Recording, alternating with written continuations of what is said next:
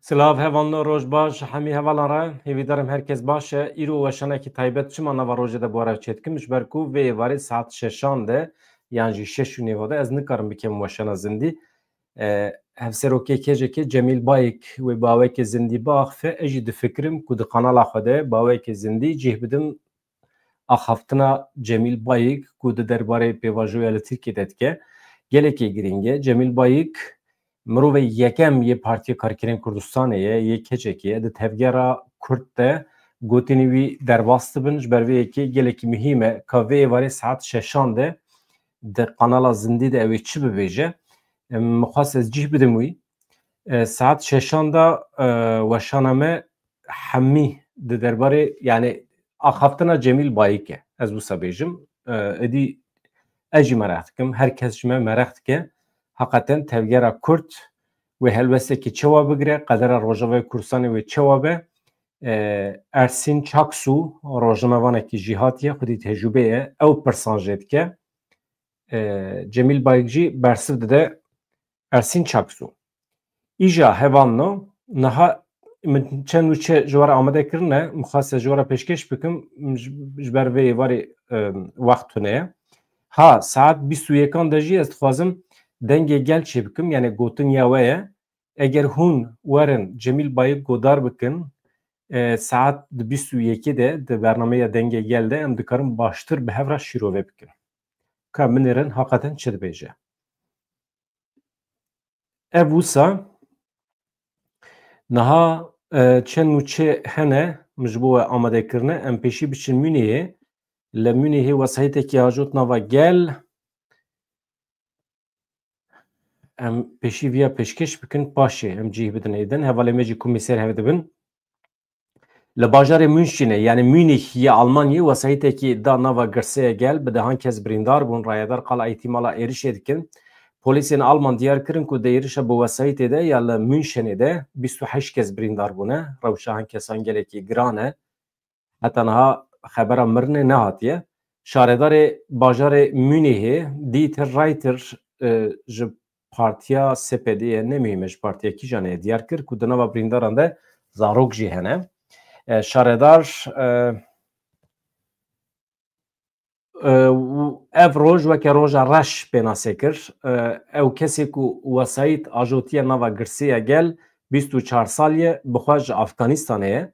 Serokê hikûmeta herêmî ya Bavyeriyayê Markus Söder di civîna şapemeniyê de derheqê bûyerê de qala êrişeke gengaz kir berdevkê yani dibe ku niha di saetên pêş me de jî êrişên bi vî şeklî pêk werin ya jî li bajarên derdorê berdevkekî din ê polîsan diyar kir ku kiryar penaberekî Afganî ye 24 salî ye. Evê ku wesayît ajotiya nava gel Wezîrê Karê Hundir ê eyaletê jî anî ziman ku kesê erebe ajotiye bi rengekî qanûnî li welê dimîne yani karûbarê wî bîrokratîk temamen lêbelê serlêdana wî ya penaberiyê hatiye redkirin. Wekî din ji polîsan berdevkê polîsan çi dibêje ez hema ser re derbas bim ew bûyer çend hefte piştî êrişa wesayîtekî ya kujer ya li Magdeburgê jî hatibû kirin. Di dema kampanya hilbijartinê de pêk hat. Mijara ewlekariyê yek ji rojeva serekê ya hilbijartinên 23 Sibatê ye. Hevanno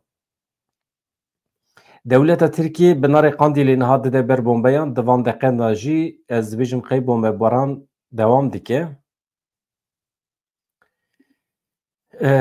Li aliyekî hûn zanin pêvajoya lehevhatinê heye li Tirkiye. Li aliyê de jî dewleta Tirkiye komkujiyê xwe didomîne hem li Rojavayê Kurdistanê hem jî li Başûrê Kurdistanê. Li nava Tirkiye jî ne tenê li dijî Kurdan, li dijî CHP, li dijî muxalîfê xwe niha ketiye nava helwesekî pir tund.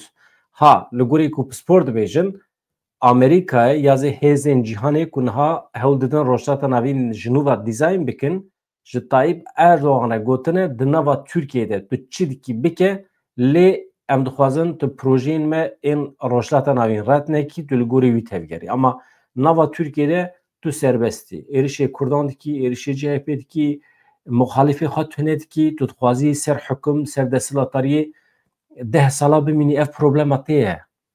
Em rê li ber te nagirin. Ama Plana me ya rojata navîn dibe tu erêbikî li dij dernekevî. Hêzên cîhanî jê re wisa gotine ji Donald Trump re jî aynı tişt gotine. Yani hin tu nava Amerîkayê de çîrkî bike lê dibe tu rê li projeyên me yên rojata navîn nebirî. Di vê çartûvê de ji we re bêjim Rojnûsê ra gihand ku hevşaredarê binarê Qandîlê Dilşad İbrahîm diyar kir ku dewleta Tirk gundê bêpalanî yê li ser sînorê binarê Qandîlê daye ber bombeyan li vû tevgera balafirên şer li vû tevgera balafirên Sîha ew ê ku bombe lê barkirînê ama însan têde tunene ew dron tevgera wan li ser herêmê didome. Wekî din êrişên derdora Kobanî jî hebûn hem doh û hem îro ji xwe her roj bombe dikin. Daxuyaniya Ferhat Şamî doh hebû dibêje çeteyên girêdayî dewleta Tirkiye li ber têkçûnê ne qismekî wan teslîm dibin, qismekî wan direvin, li şûna wan eskerên dewleta Tirkiye têne bicihkirin. Dewleta Tirkiye hewl dide nîşan bide ku ew hê jî li wê derê xwedî hukmin bi tesîrin. Lê Ferhat Şamî wekî berdevkî Qesedê dibêje na rewşekî wisa tune ye niha di asteya teslîmbûnê de ne. Yani nabêje teslîmbûne, nabêje anha direvin lê gelek qels bûne, hêviya wan şikestiye ji xwe duhum ji we re pêşkêş kiribû li girê spî di nava xwe de jî êdî destpêkirine pev diçin, şer dikin, heşt kes ji wan hatibû kuştin. Hevando em derbasî nûçeya din bibin, binarê Qandîlê hatiye bombekirin, dewleta Tirkiye didomîne, Pervîn Buldan çû serdana Selaheddîn Demirtaş, ka em binêrin vê êvarê wextê vegere ew ê çi bibêje? Ez bar dikim Pervîn Buldan hevdîtinên xwe ên li Tirkiye daxuyaniyên rayedarên Qandîlê ji Selaheddîn Demirtaş re dibe yan jî tiştekî din heye em nizanin ez ketim şüphê çima ev mehekî hevdîtin pêk hatiye hevdîtina heyeta İmraliye yani çûyê İmraliye hatiye çûyîna Başûrê Kurdistanê tune bû di projeya wan de. Çi bû ji nişkava biryardan 15 Sibatê ev heyet û tevê Keskin Bayındır hevserokê DBP ew jî bikeve nava heyetê biçin Başûrê Kurdistanê rêveberên PDK bibînin Nêçîrvan Barzanî, Mesûd Barzanî, Bafıl Talabanî, Qubat Talabanî bibînin çima nişkeva. Gelo îtimal heye ku ev heyet bê ku agahî bide çapemenî ya jî raya giştî tim çûbe İmraliye hatibe û Abdullah Öcalan ji heyetê re gotibe dibe hûn biçin Mesûd Barzanî jî bibînin. Hûn fikrê wan jî bigirin û fikrê min jî ji wan re bibêjin. Ji ber ku eger rewşekî wisa hebiya çünkü dibêjin li ser pêşniyaza Rêzdar Abdullah Öcalan em diçin wê derê. Madem pêşniyaz kiriye beriya me hekî çima îro diçî? Çima dêhlê heta 15 Sibatê? Ew hinek probleme. İja di vê çarçovê de eger di navberê de hevdîtin hatibin kirin belkî Selaheddîn Demirtaş îtimal heye were berdan jî. Çünkü mayîna wî el hundir anha tu manawî tune ye. İjar tê gotin Selaheddîn Demirtaş ya tê berdan ya ew ê biqasî du sê meha biçe İmraliyê bi kesên li İmraliyê re Hamilî Yıldırım Veysî Aktaş bi wan re û her wiha bi Rêzdar Abdullah Öcalan re li wê derê biqasî du sê meha bisekine. Çünkü wextê ku ew ê vegere ew ê aktif tevlî siyasetê bibe.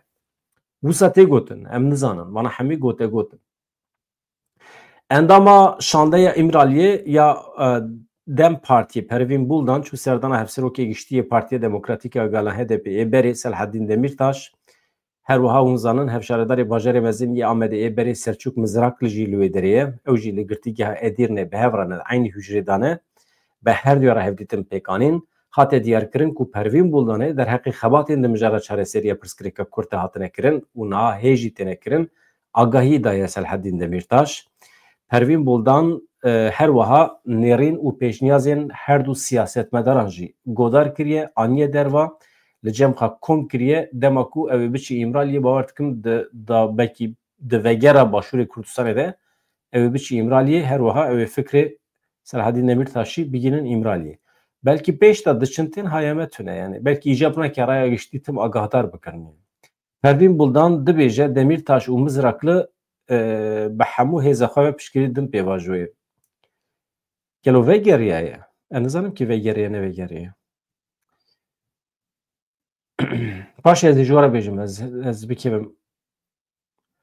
Ez li Ajansa Mezopotamya bigerim. Ez bar dikim eger tiştekî wisa heye vegeriye ye. Çûye hatiye. Ne mesele ye? Ji xwe çûye hatiye ma ew çi bibêjin? Ma ew çi bikin?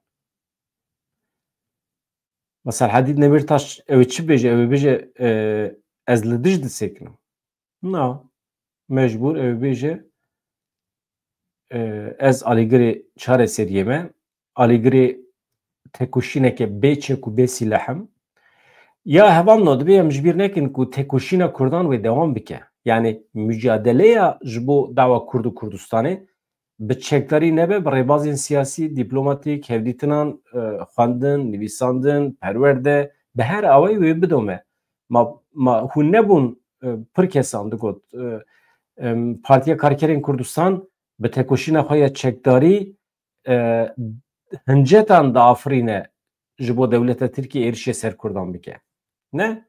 Pir kes wisa dibêjin. Aynî kes îro dibêjin çima dev ji têkoşîna çekdarî berdide. Yani çima behsa wê îhtimalê dikin. Ez nabêjim tiştek biryarekî wisa heye. Saet di şeşan de vê êvarê di vê kanalê de li Cemîl Bayê kongodar bikin. Ew ê bibêje. Ma gotin ser gotina Cemîl Bayê heye. İro rayederekî din yê Partiya Karkerên Kurdistanê hêlîn Ümîd daxife yani ez ana nikarim behsa gotinê wê bikim çünkü êvarê Cemîl Bayek daxife. Yani gotin di ser gotinê re heye. Yani behsa eşit yurttaşlık dike hêlîn Ümîd. Yani pir kêfa min nehat eşit yurttaşlık anha jî heye ji xwe. Mesele eşit yurttaşlık ne? Eşit ulus lazım e. Yani netew weke hev bin. Yani ez û mirovekî kütahyalî em li hember qanûnê li hember dewleta Tirkiye ji xwe wekî hevin. Ma çi bibe? Ew dizî bike yani em wekî hevin ama di mesela netewê de wekhevî hebe. Em mesela hêlîn Ümîd dibêje destûra bingehîn biguhere navê Kurd tê de tune be jî nexeme. Ya çawa nexeme? Navê Tirk di her derî de heye. Navê Kurd hebûna milletê Kurd divê bikeve bin garantiyê. Çawa tune be? Ne mümkün e. Yani tiştî wisa milletê Kurd piştî têkoşînekê çil pêncî salan yani qebûl nake ku navê wê tê de tune be. Ma tiştê wisa dibe hem dibêjî komara Tirkiye a Kurd û Tirkan e û hem jî navê Kurd tê tune be. Na. Em ana tiştê ku dibêjin dibe destûra bingehîn de jî hebe û destûra bingehîn hebe tune be jî wextê ku mantıqa rêveberiya Tirkiye ne müsait be ji bo rêvebirina destûra bingehîn ya herî demokratîk jî dîsa çarenin e. Anha tu destûra bingehîn ya Swîsre bibî li Tirkiye bi cî bikî pêk naye. Mantıqa ku vê pêkbîne tune ye. Ma destûra bingehîn ya İngiltere heye. Na. Erf û adetin li wê derê. Erf û adetên demokratîk hene bi rêva diçe. Her kesek li gorî destûra bingehîn rêva naçe. Yani derewe tiştê nivîskî. Sibê du sibe bextê Romê tune. Sibê du sibe Kurd wextê ku bi temamî werin bêtesîrkirin têkoşîna wan bi her awayî eger bikeve bin kontrolê dewleta Tirkiye ji nişka ve operasyonekî berfireh dikare pêk bîne hemî rêveberên Kurda bavêje hepsê ê ku serî radikin jî bi dronan virda wê de suîqastan pêk bîne hemiya bikuje wê demê dikare bike. Ev ji dewleta karakterê dewleta Tirkiye ye. Dewleta Tirkiye heta niha tu cara doh dohû ergil digot. Dewleta Tirkiye heta niha tu cara bi têkoşînekê re, bi dewletekê re, bi rêxistinekê re lihev nekiriye. Karakterê lihevkirinê tune ye bi dewleta Tirkiye re. Ancak karakterê tepsandinê, qirkirinê, tunekirinê heye li cem dewleta Tirkiye. Ya tek diçe vedikişe ya jî tek dibe vedikişe. Vaya ez nabêjim. Vaya sosyolog Doğu Ergil dibêje. Xwazî fotoğrafî hebiyan bo were par vê bikirim. Yani ez min ji bo we hîştibû ama ji xwe hûn jî dizanin. Hûn jî dizanin. Ya îcab nake ez îspat bikim. Ya karakterê dewleta Tirkiye'de ev heye. Ji ber vê yekê em Kurd mecbûrin tedbîrê xwe bigirin. Ha reyên çekdarî belkî êdî hewce nake ama dibe em tedbîrên xwe ên dîplomatîk, yasayî, hêza xwe tu jar nexin bin kontrola dewleta Tirkiye. Hem istihbaratî û mesela çekdarî de jî ewlekariya xwe a herêma xwe dibe em bi xwe biparêzin. Hevan û ez hema me behsa kîjan çê dikir ka ji we re bêjim. Niha netînwek bî ji bo Rojavayê Kurdistanê li hev civiye ev nûçeya min a esasî ye. Ez vê jî ji we re bixwînim. Di civîna Konseya Ewlekariyê ya netînwek bî de rewşa Rojavayê Kurdistanê wekî mijareke sereke cih girt. Konseya Ewlekariyê ya netînwek bî civînên muhîm in. Hûn zanin civînên sereke ne. Hemî welat tevlî dibin. Her wiha di civînê de nûnerê taybet yê netînwek bî yê Sûriyê Geir Pedersen hem jî Amerikayê amaje bi wê yekê kir. Yani hem nûnerê taybetî yê netînwek bî yê Sûriyê hem jî Amerikayê dibêjin pevçûnê li wê derê pêk tên hem dibin sedema mirina sivîlan hem jî dibin sedemê rawestandana şerê li dijî Daişê. Em bahsa kîjan pevçûnan dikin? Êrişên dewleta Tirkiye yên li ser bendava Tişrinê.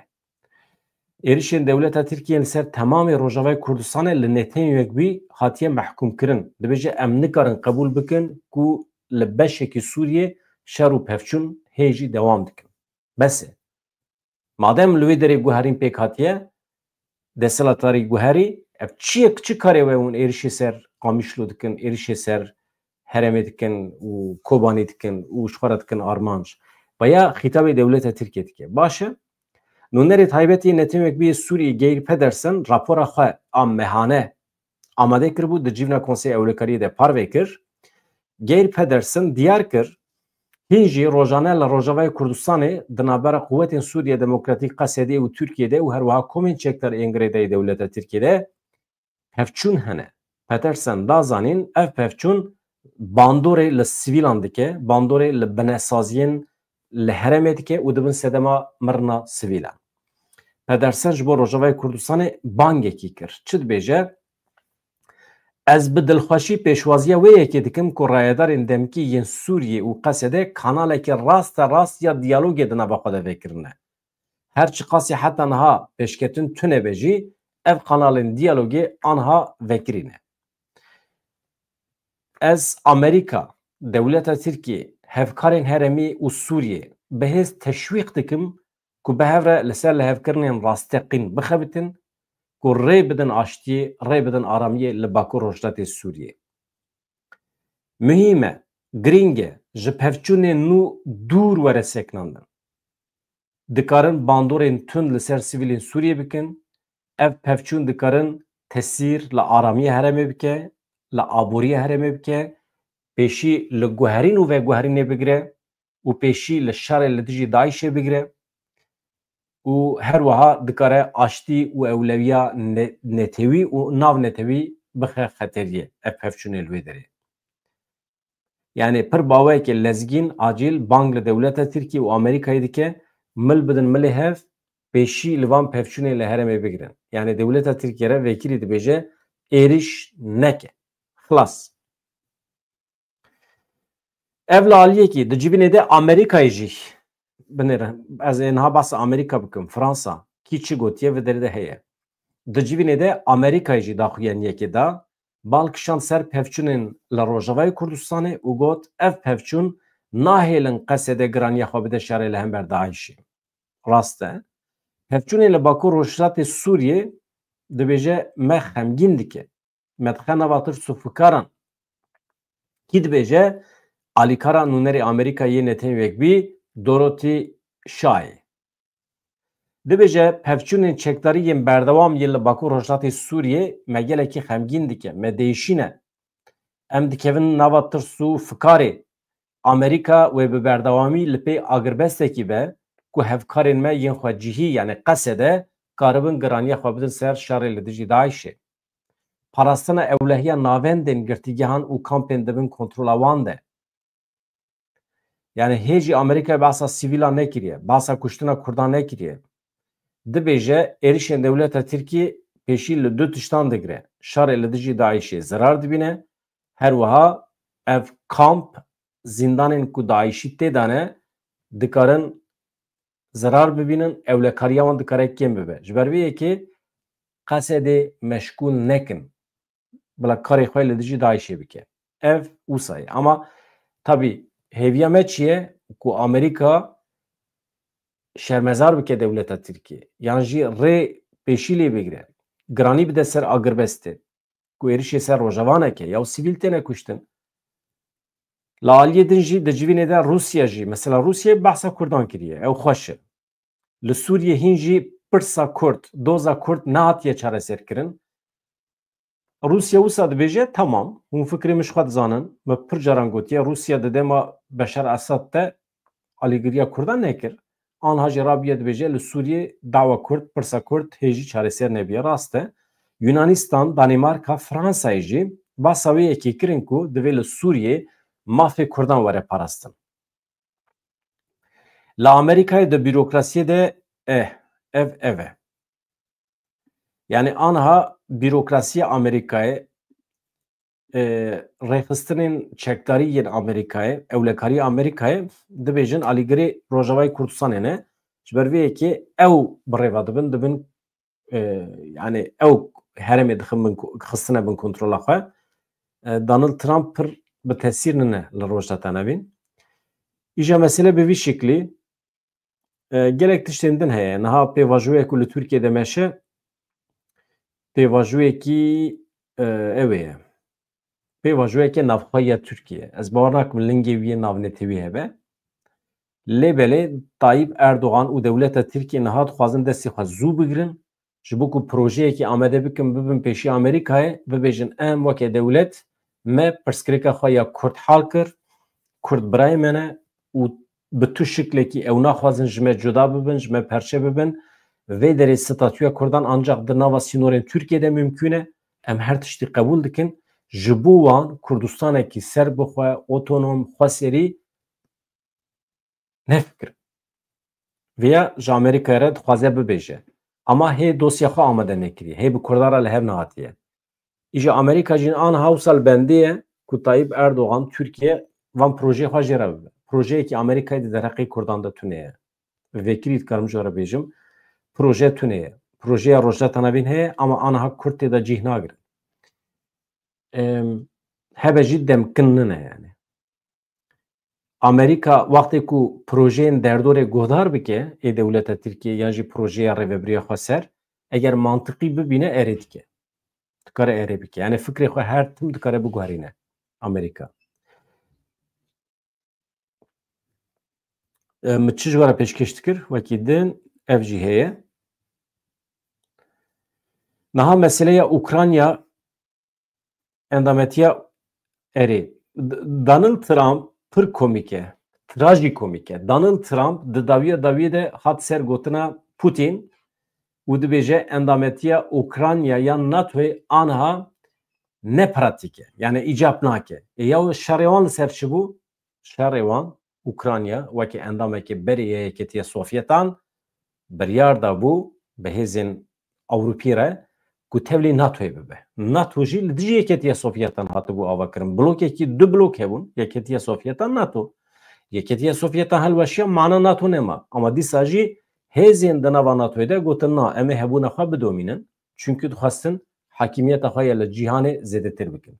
Çi kirin? Endamên berê ê Yekîtiya Sovyetan yek bi yek xistin nava xwe. Kirin endam. İja Ukrayna jî pêşniyazê Ukrayna jî kirin. Yan jî zorê li Ukrayna kirin. Ku ew jî tevlî NATOyê bibe. Rusya got stop. Hûn çi dikin? Hûn çi dikin ya?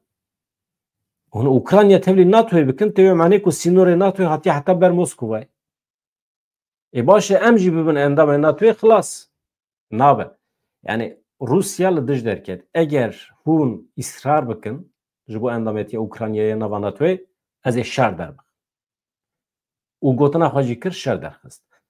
Piştî şerê 3 salan ku bû sedemê kuştina bi 100,000 însanan aniha Donald Trump derketiye weke Amerika serkêşê vî şerê bû. Çünkü Amerika zorê li Ewropayê jî kir ku tevlî vî şerê bibin. Çek û sîlah bidin Ukrayna. bi şeklekî Amerîka dixwest Rusya tehdîta xwe ya li ser Ewropayê zêde bike ku Ewropa hewcê muhtacî Amerîkayê bibe. Amerîka dixwest Rusya bibe tehdît ji bo Ewropa ji bo ku Ewropa hewcê Amerîkayê bibe. Îja niha gihîşt armanca xwe negihîşt armanca xwe û meselekî din e. Aniha dawiya de Trump dibêje keko îcab nake Ukrayna bibe endamê NATOyê em şer bidin seknandin.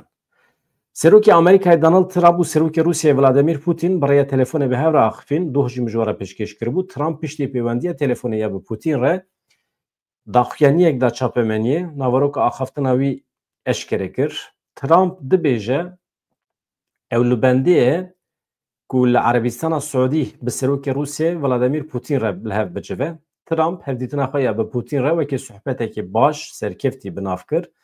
Diyar kir ku hevdîtin zêdetirî saetekî dewam kiriye. Trump destnîşan kir ku ew endametiya Ukrayna ya NATOyê pratîk nabîne. Her wiha Trump diyar kir ku Putin dixwaze şer bi dawî bibe piştî 6 mehan venegere şer divê Ukrayna aştiyê pêk bîne.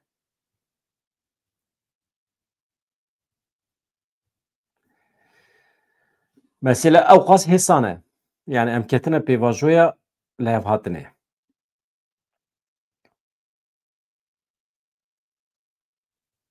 Hevalno deng baş bû. Yani nizanim. Ji xwe re pêşkêş kir min qet helê wê jî nepirsî. Niha hevalno heyecana me çi ye? Ez ji we re bêjim. Ez aniha manşetek amade dikim. Vê êvarê saet tam 18 da roja pêşemiyê 13 Sibatê 2025 saet 6 de hevserokê kecekê Cemîl Bayîk baweyekê zindî di vê kanalê de ew ê biaxife. Em ê çi bikin? Em ê bawekê zindî axaftina Cemîl Bayîk par vê bikin ji kerema xwe re. Hemî heval komê serev bibin. Ez ê vê reklamê hem di Twitterê de X yani hem jî di Facebookê de par vê bikim. Eger hûn bibin abone kêfxweş dibim. Hûn nebin abone mala we ava. Hûn dixwazin nebin abone çünkü abonetî tiştekî xirab e. Çi bikim ez bêjim bibin abone û nabin. Bûne ji xwe. Na bibin baş e. Ez xatircî we bixwazim ka we tiştek negotiye. Îja piştî vê bernameya saet 18 jî heta 21 saet 21 em bernameya ew ê çêdikin. Dengê gel. Yani gotin ya we ye. Hûn werin hûn çi dibêjin bibêjin. Hûn azadin. Azadiya fikr û raman li cem me esas e bi şertî ku heqaret li hin kesan li derdora neyê kirin. Çünkü em nikarin. Wextê tu heqaret çima insana bikî kî? Ji ber vê yekî werin ji xwe re xwe îfade bikin. Swar welat mala te ava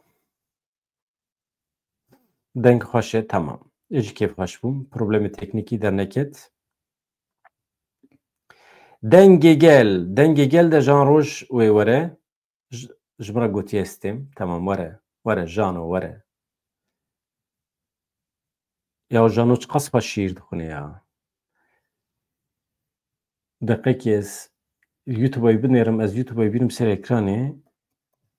Em nizanim kî ku dirê bû deqekî.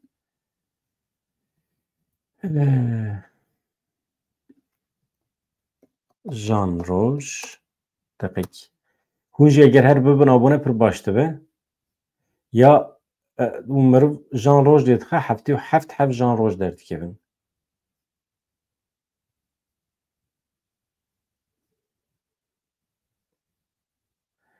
Ez nizanim kî ev e ne ev e. Ez şîrekî xwendibû ez ji şîrê digerim. Temam.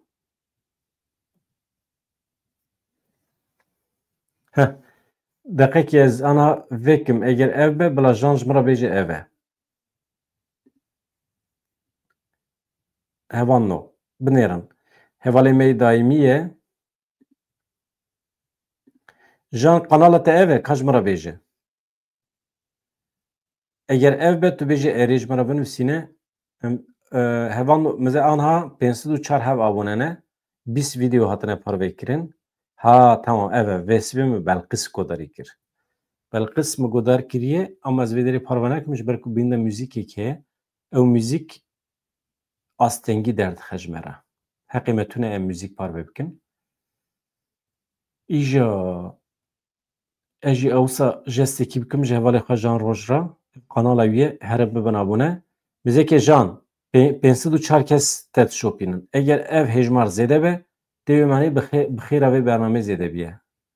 Li gorî Tamam baş e abi.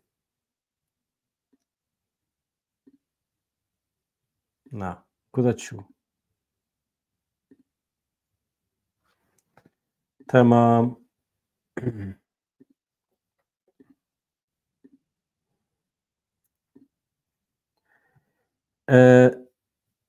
Jan Roj kanala te ev bu ne? He, erê ev e, tamam. Çünkü li ser navê Jan Roj pir kanal hene. Ama neçin êdin nebin abone. Tenê ev bibin abone, ê min jî bibin abone, ê her kesî bibin abone. Pir xweş e. Baş e bi xatirê we. Tamam. Saet 6 da 6 Avrupayê ji bîr nekin ji kerema xwe re. Saet 18 li gorî saeta Avrupayê di vê kanalê de li hevpeyvîna Ersîn Çaksu hevalê me rojnameger xwedî tecrübeye û Cemîl Bayek godar bikin. Ka min derin Ersîn Çaksu çi ji pirse Cemîl Bayek çawa bersiv dide. Bêhêviya rojê xweş azad di dengê gel de 22 de jî saet 22 dem vê derîne. Dem baş silav.